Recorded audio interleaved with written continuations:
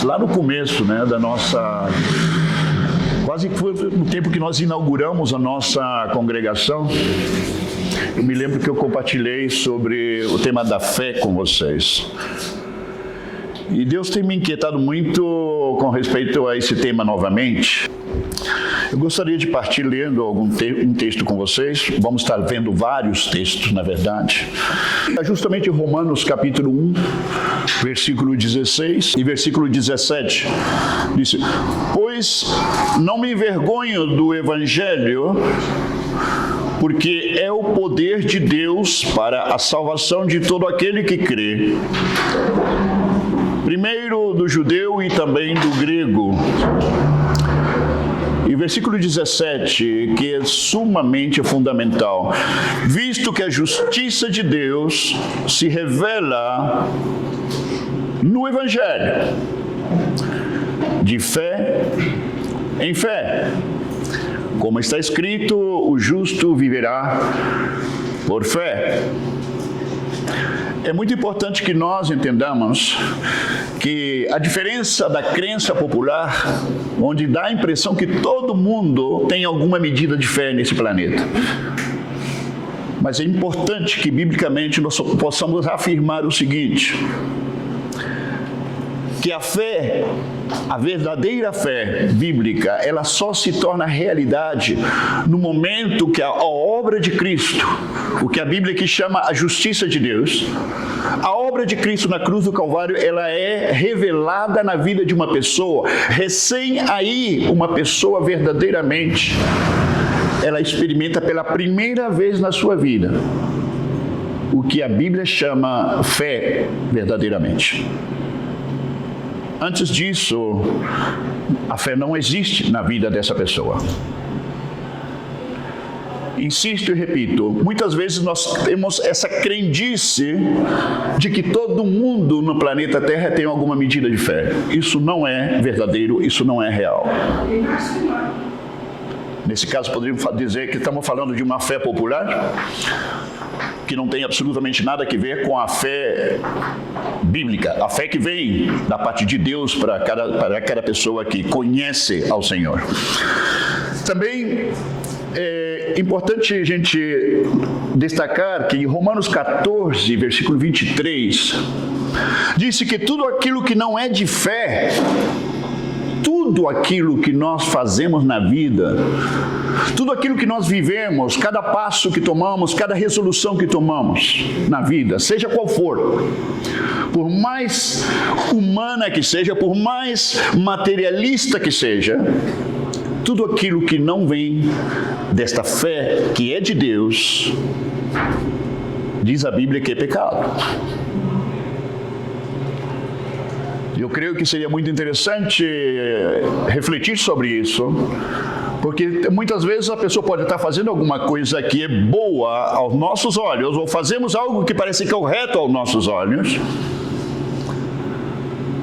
mas não necessariamente aquilo é um ato de fé e pode ser inclusive pecado, aquilo que nós achamos que é bom. E a razão é muito simples. Tudo aquilo que não é feito, tudo aquilo que não é realizado, tendo como fundamento a nossa comunhão com Deus, não tem absolutamente nenhum valor espiritual aos olhos de Deus. Existe um valor temporal pelas coisas que nós fazemos, o que as pessoas fazem. Coisas boas, podemos chamar assim, mas as coisas boas que as pessoas fazem fora de uma comunhão com Deus, fora de uma relação com Deus, tem um valor temporal, mas não tem necessariamente um valor eterno, não tem um valor espiritual. É importante entender isso. Também vemos que em 2 Coríntios, capítulo 5, versículo 7, o apóstolo Paulo nos diz que nós não andamos por vista, senão que andamos pela fé. Porque nós temos uma percepção, desde a nossa condição, desde as nossas limitações, temos uma percepção daquilo que é bom, daquilo que é errado, daquilo que é bom, daquilo que é verdadeiro, daquilo que é falso, daquilo que é mentira. E muitas vezes somos tentados a atuar frente àquilo que aos nossos olhos parece bom. Mas não necessariamente aquilo que nós vemos ou achamos que é bom, necessariamente é de Deus. Porque hoje, de alguma forma, existe um poder espiritual que tem colocado na cabeça de todo ser humano, olha bem, que tudo aquilo que eu acho bom é de Deus e tudo aquilo que eu acho mal é das trevas, é do diabo. Este, para mim, é um dos maiores enganos que o ser humano tem se submetido neste mundo. Quando Paulo disse que não andamos pela vista, ele está exatamente dizendo isso para nós. Não é aquela verdade que eu estou vendo,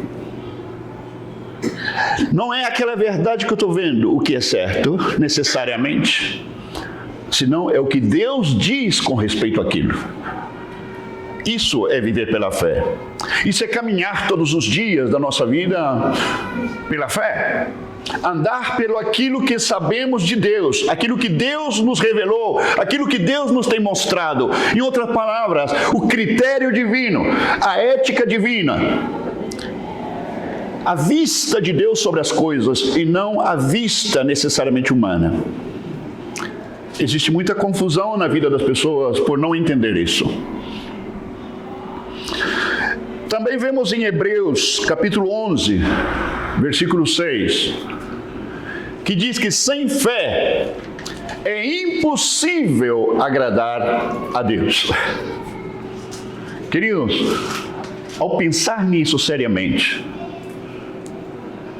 disse, em outra palavra, temos que considerar o seguinte: não existe nada no que possamos viver neste mundo, não existe absolutamente nenhum passo que damos neste mundo em nossa relação com Deus que não deva ser pela fé. Deus estabeleceu que a fé necessariamente deve mediar, de alguma maneira, todos os nossos atos, todo o nosso caminhar, se é que nós nos consideramos filhos de Deus.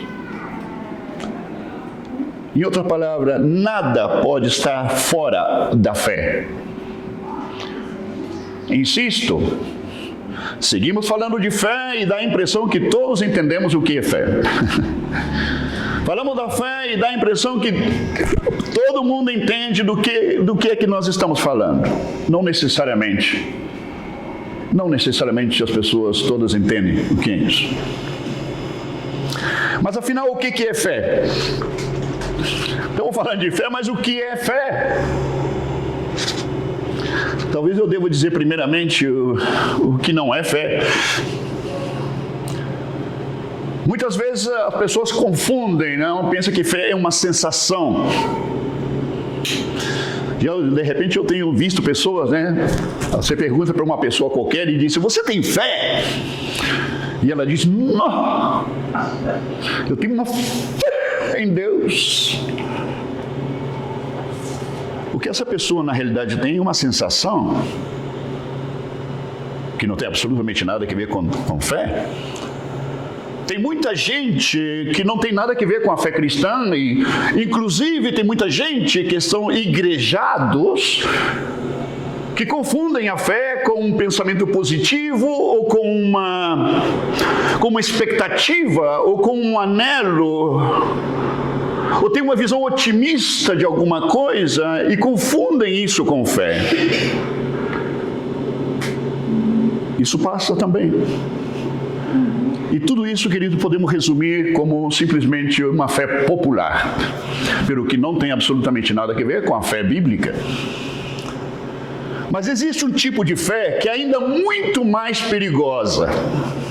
E essa fé frequentemente é praticada por muitas pessoas que se consideram cristãs.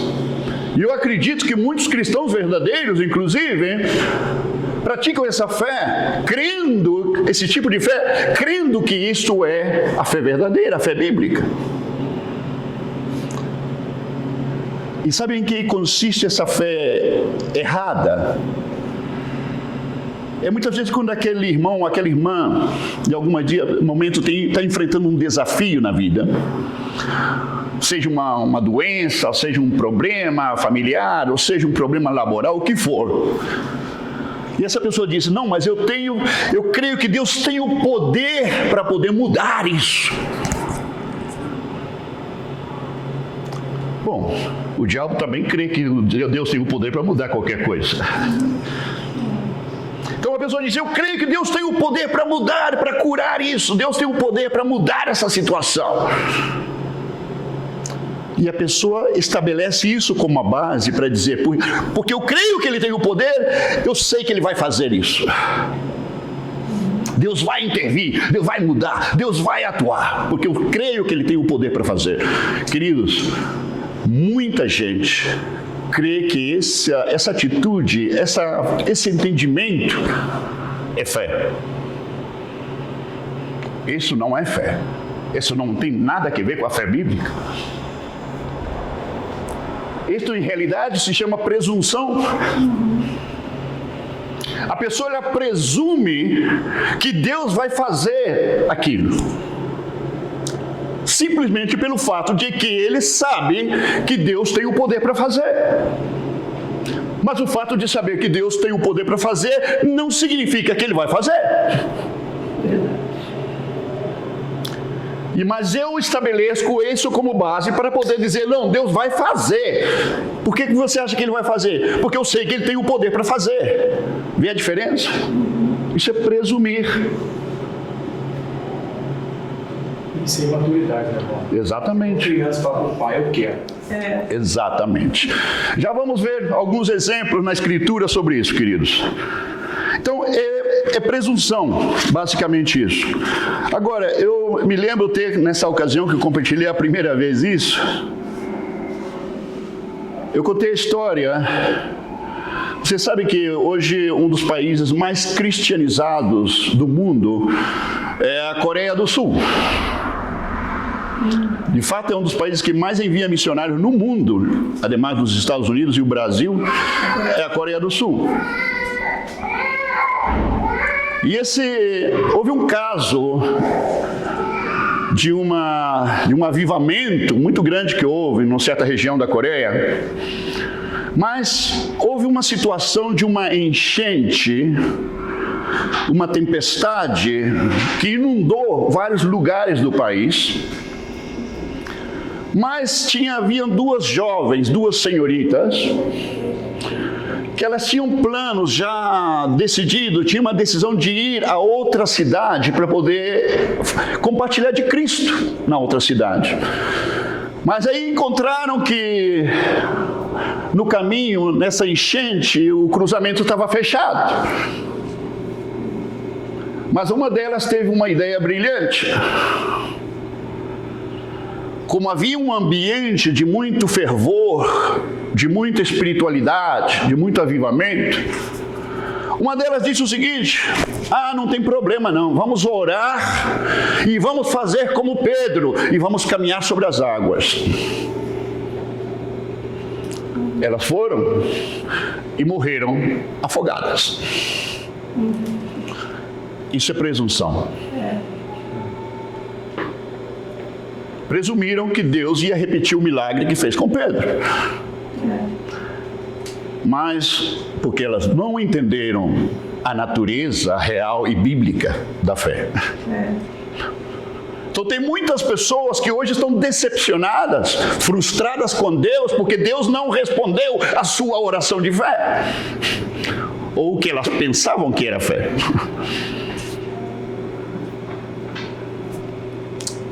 Bom, se você estiver numa situação parecida dessas meninas, é melhor você pedir a Deus que envie um bote. Ou por último, ora a Deus e espera algum milagre, por outro lado. Ou por último, espera uma instrução de Deus do que você deve fazer para solucionar o problema. Agora, queridos, Hebreus capítulo 11, versículo 1, diz o seguinte: ora, Olha a definição que a Bíblia nos dá do que é a fé. Ora, a fé é a certeza de coisas que se esperam, a convicção de fatos que se não veem. É a certeza do que se espera e a convicção daquilo que não se vê.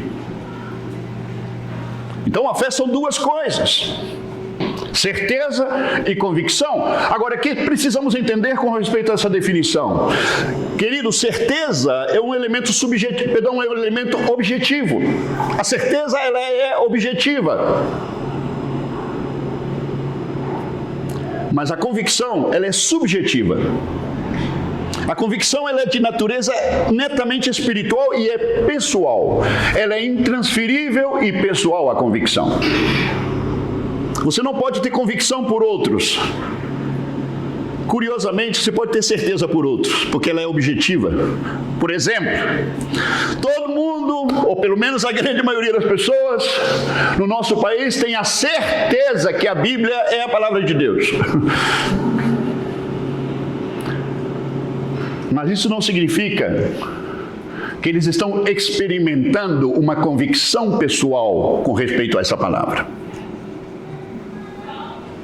Então, essa convicção, ela precisa, por intervenção de Deus, por meio da palavra, Deus precisa tomar essa palavra e revelar essa palavra na vida da pessoa, e juntamente com essa revelação vem o dom da fé, porque a fé é um dom de Deus também, e vem o dom da fé juntamente com a compreensão, com a iluminação da palavra.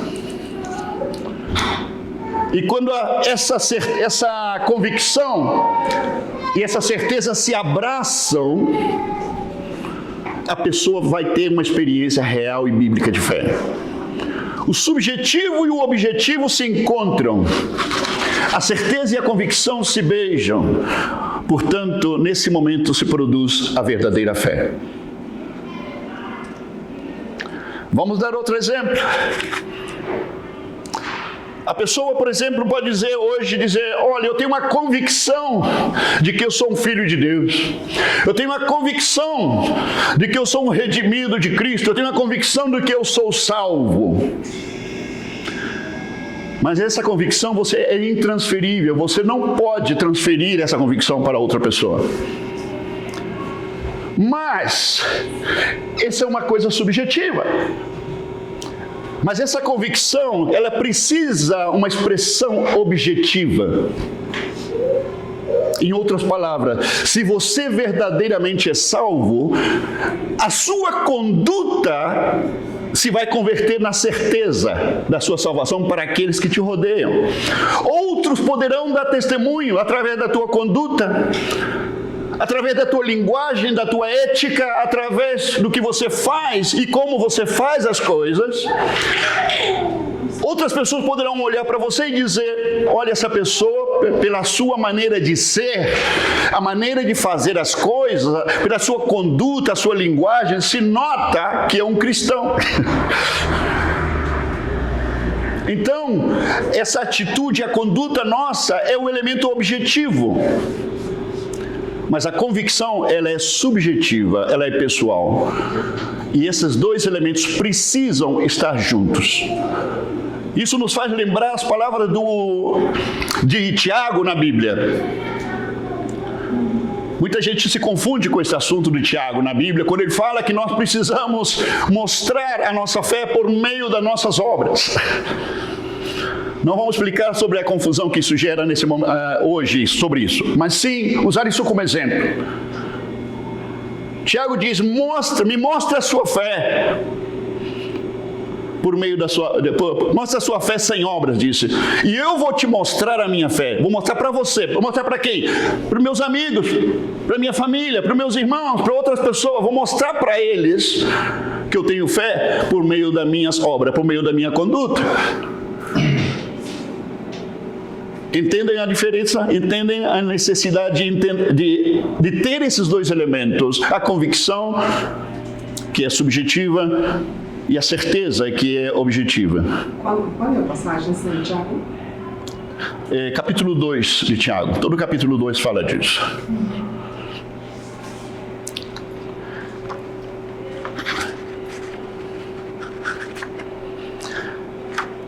Sabe que em Romanos também, capítulo 10, versículo 17, diz o seguinte.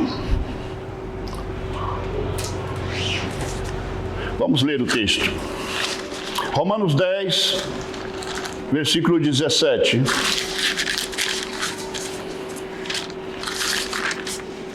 Diz o seguinte: e assim, a fé vem pela pregação, e a pregação pela palavra de Deus.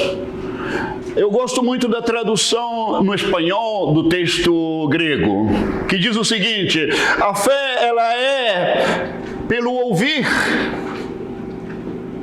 e o ouvir vem pela palavra de Deus. Às vezes, dando seminários, me lembro muito bem lá no Chile, eu perguntava aos irmãos: entenderam esse texto? Disseram: sim, entendimos. A fé vem por ouvir a palavra de Deus. Eu falei: não é isso que o texto está dizendo. Não, foi o que você falou, foi o que você leu. Eu falei: não foi o que eu li. Você leu sim, que a fé vem por ouvir a palavra de Deus. Não é o que o texto diz. O texto, em realidade, diz, o que mais se aproxima do texto grego é: a fé, ela vem à existência pelo ouvir. O problema é que nós usamos o nosso português, nosso pobre latino português, para poder entender o termo ouvir. E cremos que o ouvir que aparece na Bíblia é o mesmo ouvir que nós usamos na nossa linguagem diária. Escutar, né? Que é escutar. O ouvir na Bíblia, queridos, ele implica muito mais. Ouvir na Bíblia significa compreender, entender claramente, de maneira que aquilo gera em você uma compreensão e um entendimento profundo daquilo que você está escutando. Um exemplo concreto disso é quando você vai ler as 7 cartas do Apocalipse. Todas essas 7 igrejas do Apocalipse, quando Jesus deu a instrução a João, falou assim no final de cada uma delas: aquele que tem ouvido para ouvir, ouça. A ver como existe aquele que tem ouvido para ouvir. A razão e a lógica nos diz o seguinte: todo mundo tem ouvido para ouvir. Como que é isso que aquele que tem ouvido para ouvir, ouça? E o texto termina dizendo o seguinte: o que o Espírito diz à igreja. Em outras palavras, querido, parafraseando esse texto, o que a Bíblia está dizendo é o seguinte: aquele a quem foi concedido, aquele a quem foi dada a revelação, aquele a quem foi concedido o privilégio, o poder de compreender espiritualmente isso que está sendo falado. Esse é o entendimento de ouvir na Bíblia. Então, a fé, ela vem pelo ouvir, que quer dizer, vem pela revelação.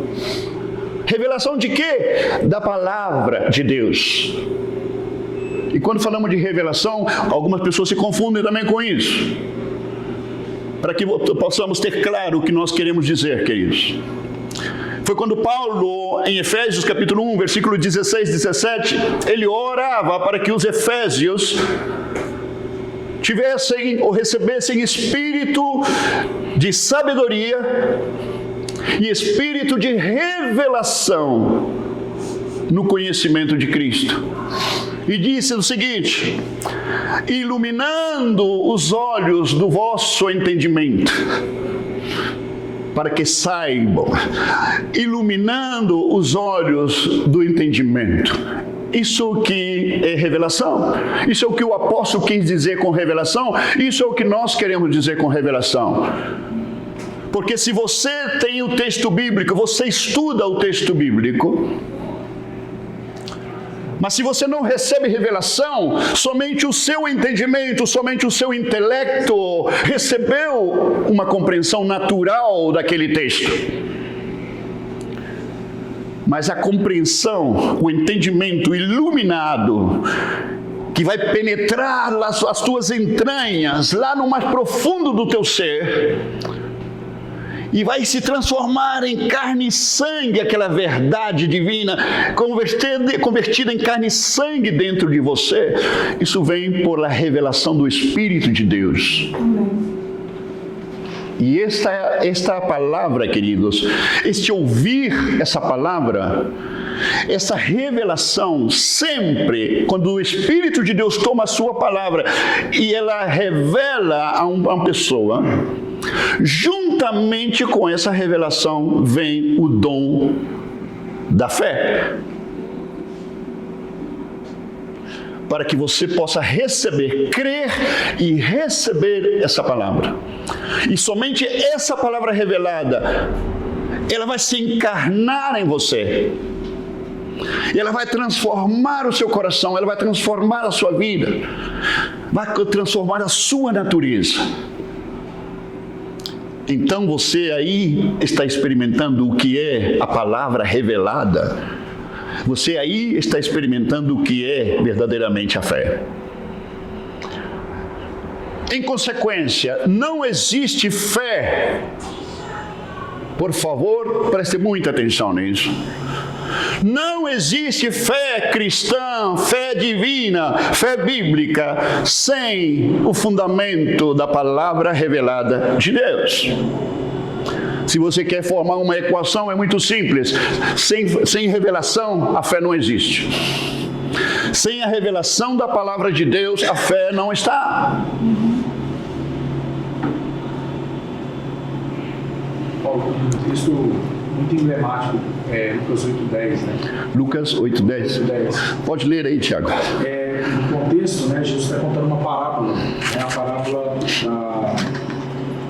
da semente que foi lançada, né? Uhum. E aí fala no versículo 9 que os discípulos interrogaram, dizendo: que parábola é esta? No versículo 10 Jesus disse: respondeu-lhe Jesus: a vós outros é dado conhecer os mistérios do reino de Deus. Aos demais fala-se por parábolas, para que vendo não vejam e ouvindo não entendam. Espero que todos tenham ouvido o que o Tiago acabou de ler. É bem interessante. E justamente esse texto implicitamente está falando de que Deus é quem faz entender o que Ele quer fazer entender à pessoa a quem Ele quer se revelar. É importante entender isso. Queridos, me lembro que dando o meu primeiro seminário do Evangelho no Chile, eu parti lendo o primeiro capítulo do Evangelho de João, onde João diz: no princípio era o Verbo, e o Verbo estava com Deus, e o Verbo era Deus. A palavra verbo aqui, no grego, é logos. Logos. E a palavra logos se repete através de todo o Novo Testamento. E no momento, os que estavam nesse seminário, alguns haviam sido estudantes de teologia, alguns estavam em seminário ainda, e eu perguntei para eles o seguinte: o que é logos? Todos me mostraram a Bíblia. Eu falei com eles: tecnicamente é certo. É certo, mas não é a resposta. Inclusive, alguns ficaram meio chateados comigo, porque eu voltei a se perguntar pela segunda, terceira vez, o que é logos. Leiam os primeiros capítulos, até o versículo 14. Leram e disseram: não sabemos o que você quer dizer, não. Porque no seminário falaram que o Logos é a palavra de Deus. Eu falei: tecnicamente é certo, mas não é a resposta correta. Voltei a perguntar pela quarta vez, já estava meio chateado de verdade. Não sei o que você está querendo, não, me diziam. Eu falei, leia de novo o texto. De repente chegaram no versículo 14, queridos. E disseram, não pode ser. Como que eu nunca entendi isso antes? Eu falei, eu não vou dizer para vocês o que é o Logos. Você vai ter que me responder o que é o Logos. E aí leram pela primeira vez com revelação. Tinham lido e estudado esse texto já muitas vezes. Mas agora estava chegando a revelação. Tiveram que agarrar a cabeça, pegaram na cabeça, disseram, não é possível que eu não tinha percebido isso antes. Eu falei, o que é que perceberam agora? E o verbo, o Logos, se fez carne e habitou entre nós, cheio de graça e de verdade, e vimos a sua glória, glória como do unigênito do Pai. Eu falei, que é definitivamente o Logos. É a palavra de Deus encarnada.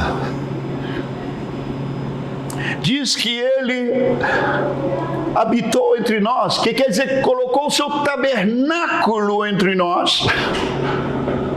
Esse tabernáculo. Cristo Jesus, o Filho de Deus encarnado, queridos. É o que João estava dizendo no versículo 1. No princípio era o verbo, o Logos, e o Logos estava com Deus, e o Logos era Deus.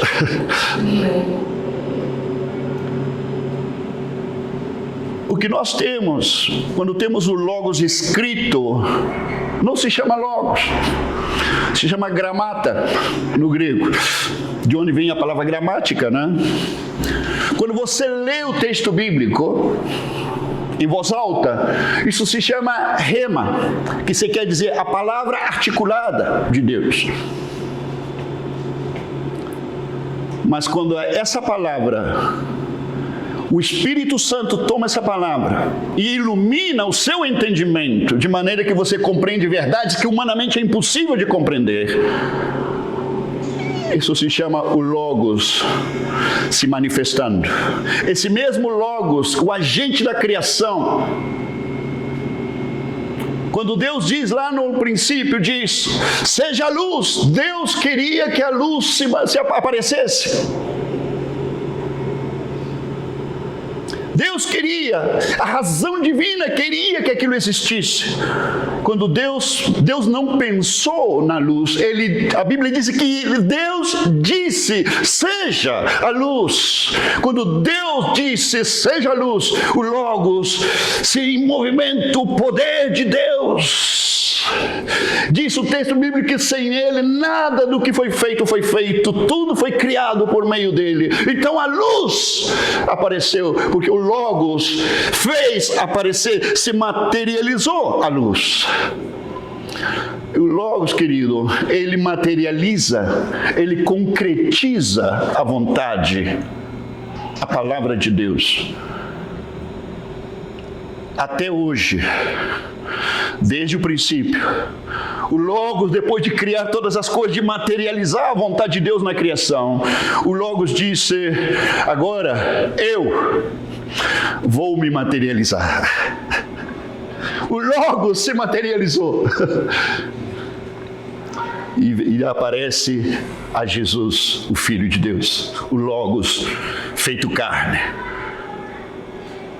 A compreensão deste princípio bíblico é fundamental, queridos, para entender o nosso crescimento na fé.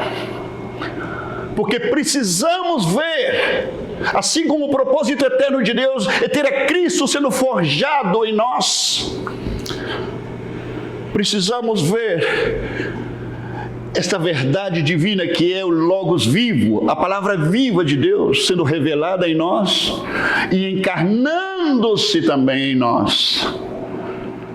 E isto é um ato de fé. Precisamos dessa revelação do Logos para poder seguir vivendo pela fé. Lamentavelmente, existe uma falta de compreensão muito grande dessa grande verdade, essa verdade gloriosa. E tem muita gente que vive uma fé natural, uma fé popular, uma fé baseada nos seus sentimentos, na sua forma de pensar, nos seus anelos, nos seus desejos pessoais. E não necessariamente uma fé que está fundamentada na revelação da palavra de Deus, da vontade de Deus para a sua vida. Sem fé é impossível agradar a Deus.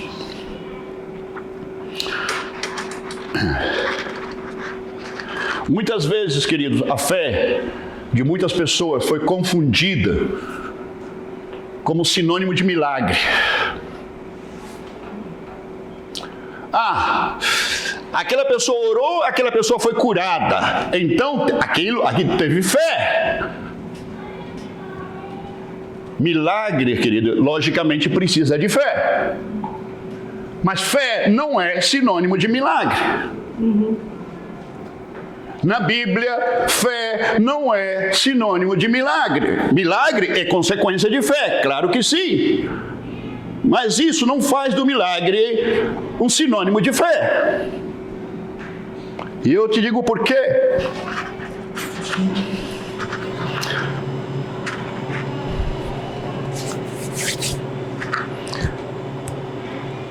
Quando eu estudava sobre isso, me fez pensar na história da igreja, a história da igreja primitiva. Começamos a ler muitos livros sobre os mártires da fé. E não podia deixar de pensar em quantos irmãos nossos, centos e milhares de irmãos nossos, foram jogados nas arenas romanas, no circo romano, para ser queimados vivos, para ser comidos por leões. Famílias inteiras vendo os seus filhos sendo devorados por bestas selvagens. E sabe por que estava acontecendo aquilo com eles? Sabe por que está tendo aquela consequência com eles? É porque tinham muita fé. Se tivesse algum dos espiritualistas que hoje enche muitas igrejas, estivesse lá naquela época, está dizendo, esse povo está sofrendo, com certeza devem ter algum pecado contra Deus. Estão sofrendo porque não tiveram fé, por isso estão sofrendo, sendo comidos por leões. Porque as pessoas relacionam sucesso e êxito, seja na vida pessoal, seja na saúde, seja qualquer outra coisa, como se aquilo fosse sinônimo de fé.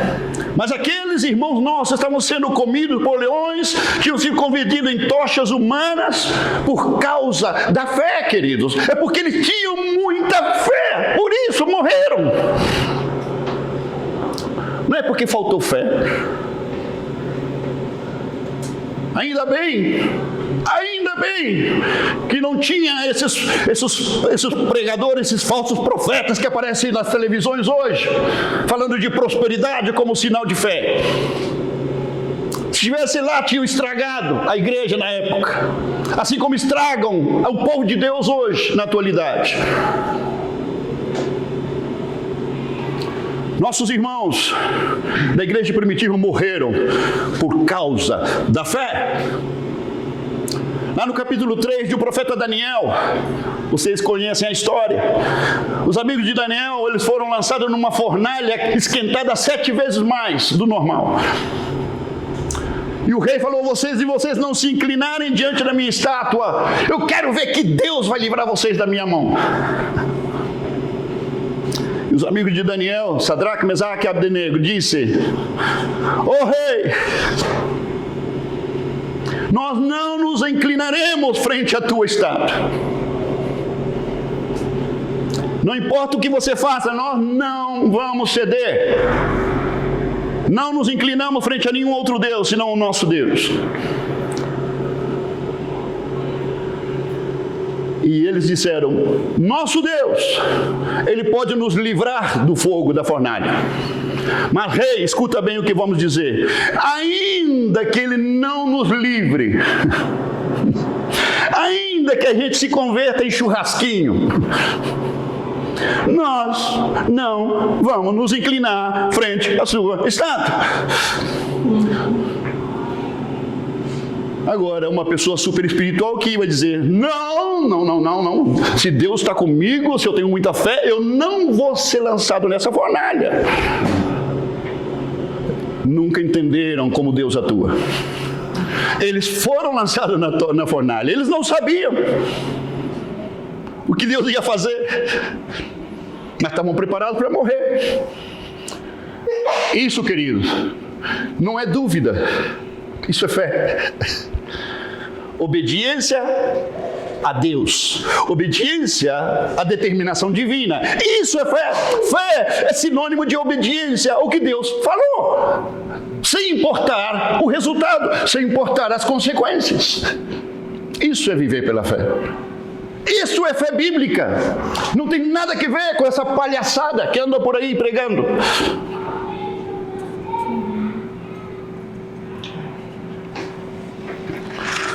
Paulo, eu li isso, né? Assim, eu acreditei que no tempo que não tinha fé suficiente, Então uma pessoa chegou para mim e falou: você acha que a gente orou pouco? Aí eu acabei, né? E teve um tempo que eu me rebelei, que eu acreditava que Deus não tinha respondido o meu clamor. Eu falei: mas ele respondeu. Mas é porque eu não entendia isso. Exato. A oração de Jesus. Pai, se for possível. Se é possível, passa de mim esse cálice. A Jesus lhe faltou fé, né? Quando orou: Pai, se possível, passa de mim esse cálice. O Pai não passou, não deixou de passar o cálice, né? Por isso que a gente sofre, quando a gente não conhece, né? A gente sofre. Obrigado, Haroldo. Queridos, eu vou dar alguns exemplos concretos de por que a fé ela se fundamenta na palavra de Deus. Em João, capítulo 21, versículo 6, aqui temos a história, que também vocês já ouviram essa história, sobre a pesca milagrosa. Os discípulos tinham saído em alto mar, passaram a noite inteira tentando pescar.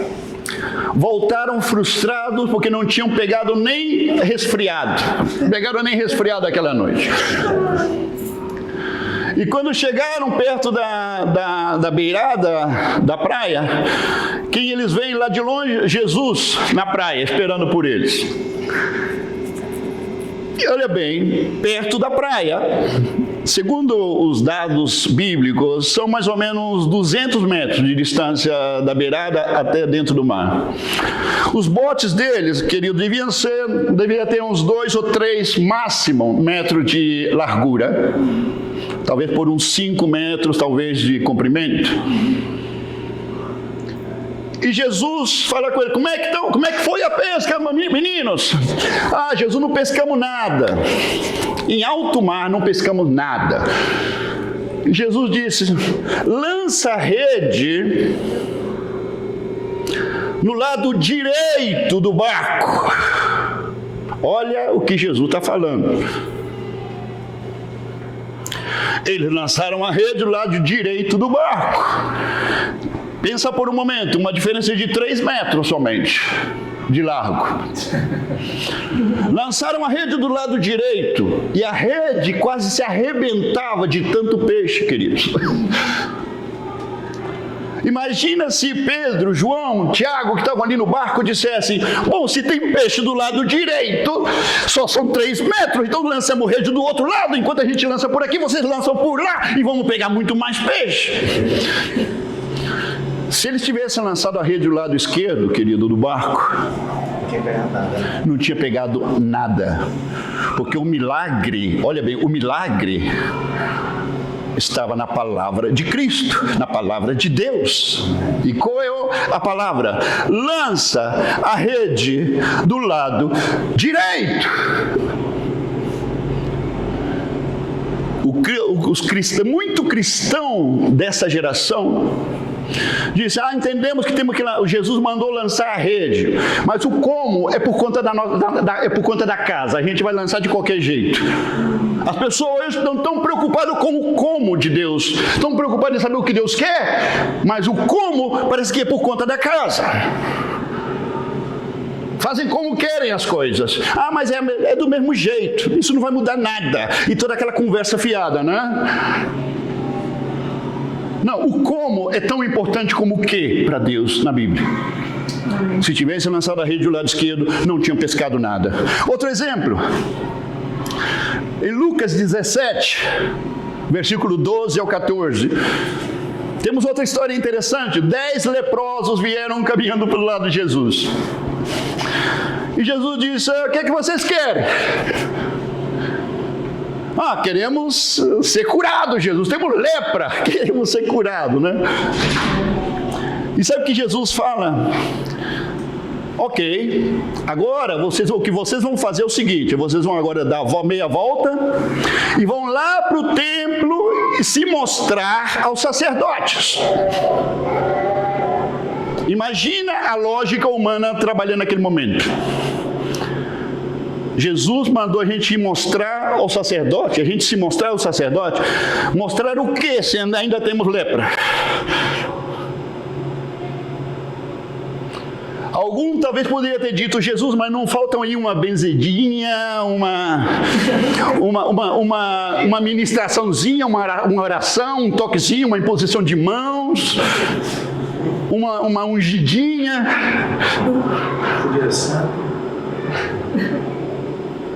Jesus não orou, Jesus não fez absolutamente nada, só falou com ele, dá uma meia volta e vão mostrar-se no templo.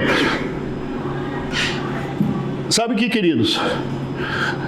Diz o texto que no momento que eles deram meia volta e começaram a caminhar em direção ao templo, a lepra começou, a lepra começou a abandonar o corpo deles.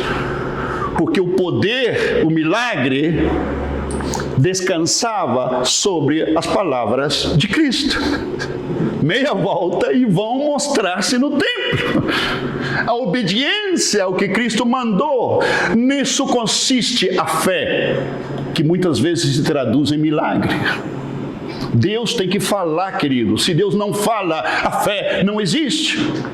Se Deus não fala, o milagre não passa. Mateus 14, versículo 27 ao 29, temos outro exemplo interessante. Os discípulos estavam no alto mar com o seu barco, de noite. De repente vem Jesus caminhando sobre as águas. Se assustaram e disseram, um fantasma. Outro disse, não, é Jesus. E Pedro, naquela meia dúvida dele, né? Falou, Senhor, olha bem as palavras de Pedro, presta muita atenção, por favor, porque por uma simples palavra, a Igreja Católica estava correndo o risco de não existir e não ter Papa. Uma simples palavra.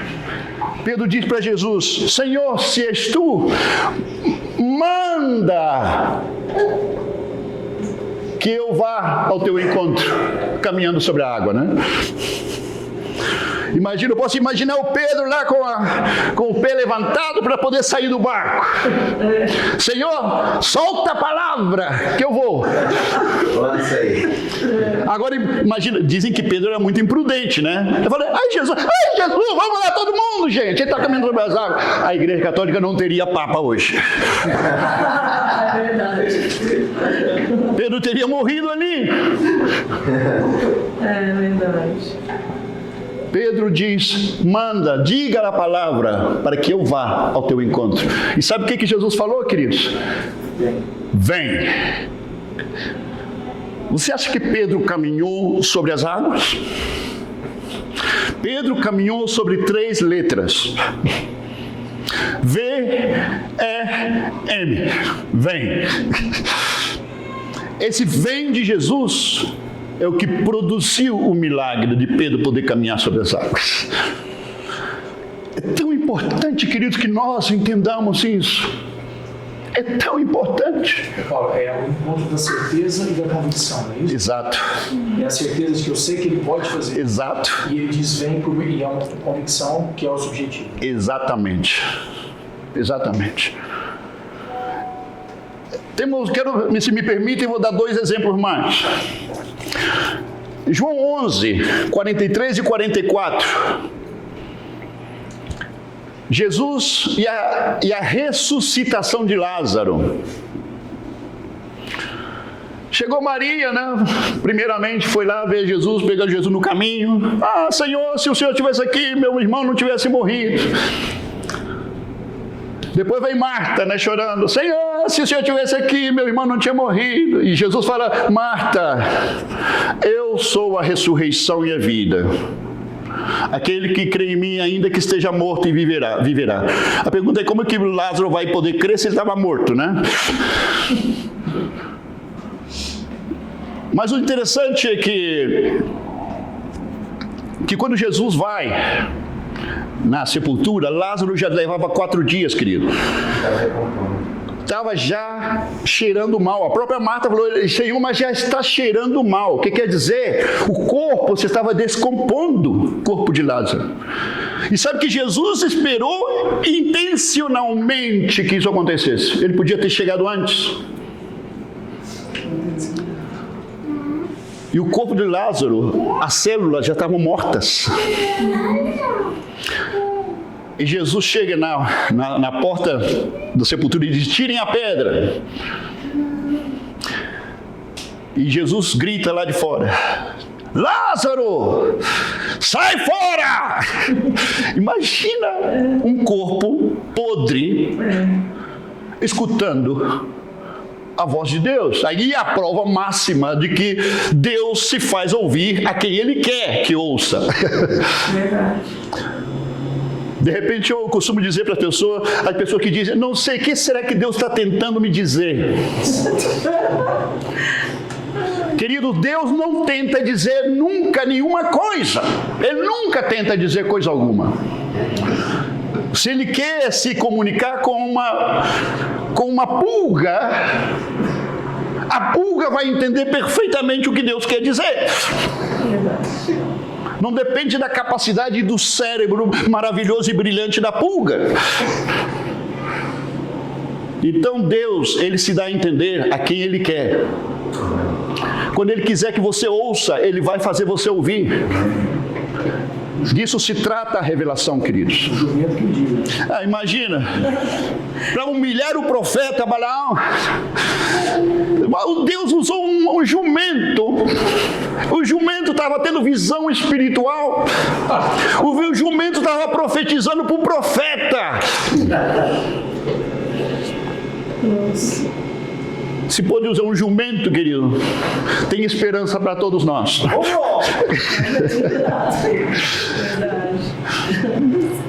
Então Jesus chamou Lázaro e Lázaro saiu.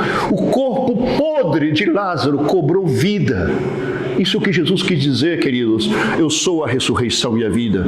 E isso é o que nos espera na vinda de Cristo. Não importa qual é a tua condição física, não importa que você é puro osso, voltarás à vida. Disse que todos ouvirão a sua voz lá no final dos tempos. E os mortos, os sepulcros se abrirão e os mortos sairão à vida. Nada pode deter o poder de Deus quando Deus determina algo, quando Deus disse algo. Por isso a palavra de Deus é tão preciosa para nós. Por isso a palavra de Deus é tão importante e séria para nós. Porque o que Deus diz, isto é a realidade. E por último, outro exemplo mais, queridos. Mateus 8, do 7 ao 8. Nós encontramos aqui uma experiência muito interessante de um centurião romano. O centurião romano, ele tinha um servo dele que estava doente. E ele foi onde Jesus e falou: Senhor, eu tenho um servo que está doente. E Jesus falou assim: tudo bem, eu vou lá na sua casa. Como se Jesus não soubesse o que estava acontecendo, né? O centurião falou, não, Senhor, eu não sou digno que tu entres na minha casa. Imagina, estou falando de um centurião romano, um soldado pagão. E Jesus, ele falou o seguinte, Senhor Jesus, diga a palavra. Olha bem, um centurião romano, um pagão, falou, Senhor, diga a palavra e meu servo será curado. Sabe qual foi a resposta de Jesus? Em todo Israel, olha bem, em todo Israel não encontrei tanta fé. O homem de mais fé em todo Israel foi um soldado romano. E Jesus disse, eu digo a palavra e o seu servo vai sarar. Ele disse, sim, é suficiente. Por quê? Por quê? Como é que você sabe isso? Porque eu também, disse, sou um homem baixo autoridade. É interessante. Olha como a diferença daquele que tem fé e aquele que não tem. Ele diz, eu sou um homem de baixo de autoridade. Por isso, por essa razão, porque eu estou baixo autoridade, eu digo, aquele soldado vai, ele vai. Eu digo, ele vem, ele vem. Qual é a diferença que existe hoje? O cara diz, não, porque eu tenho autoridade aqui. Eu mando e você faz. Não, eu também. Quando ele disse eu também, ele está dizendo, eu reconheço que o Senhor foi enviado por Deus. Eu reconheço que tu és o Filho de Deus. Por isso, como Deus, o Senhor basta dizer a palavra e o meu servo será curado. Esse ato de crer na palavra dele, de obedecer a palavra, queridos, é o que Jesus chamou o maior homem de fé em todo Israel. Vai entendendo o que eu estou dizendo? A fé, ela está intimamente vinculada à palavra de Deus. Amém? Amém. Não nos fantasiemos. Não entramos nesse mundo de ilusão dos muitos falsos profetas que falam tanto de fé e não têm ideia do que estão falando hoje, especialmente nos canais de televisão. Não tem ideia do que estão falando. Tem muita gente ferida nas igrejas. Tem muita gente decepcionada e frustrada por essas falsas manifestações de fé, muitas vezes lançadas desde os púlpitos, desde muitos pregadores que andam por aí.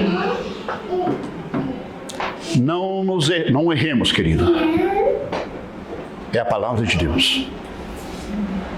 Sejamos um povo de fé, entendendo que a palavra de Deus deve ser o mais querido por cada um de nós. E a comunhão do Espírito e a oração nossa para que a palavra seja revelada. Faz mais de 20 anos, toda a minha oração, sempre que eu oro, eu nunca deixo de pedir a Deus que o Espírito da sabedoria e da revelação siga fluindo na minha vida, na vida de vocês como igreja, para que você experimente pessoalmente a palavra viva de Deus entrando no seu ser, inundando a sua alma e transformando, mudando o seu coração, mudando a sua mente.